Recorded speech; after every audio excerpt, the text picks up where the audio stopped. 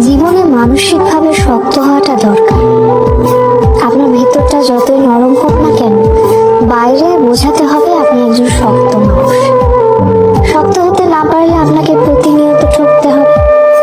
নিজের ভেতর আত্মসম্মান বোধ, ইগো কিংবা মূল্যবোধ থাকা উচিত। খেয়াল করলে দেখবেন যারা ঠকে যায় তারা বরাবরই নরম মনের মানুষ। শক্ত মনের কাউকে মানুষ ঠকাতে পারে না। সবকিছু রিভেঞ্জ অফ নেচার অর্থাৎ প্রকৃতির প্রতিশোধের উপর ছেড়ে দিতে নেই। কিছু বিষয়ে আপনার নিজেরও প্রতিশোধ নেওয়ার দরকার আছে। যে আপনাকে যতটুকু অবহেলা করে, কষ্ট দেয়, তাকেও সেই পরিমাণ অবহেলা কিংবা কষ্ট ফিরিয়ে দেওয়া উচিত। জীবনে ভালো থাকার জন্য হলেও একটু কঠোর হওয়া দরকার।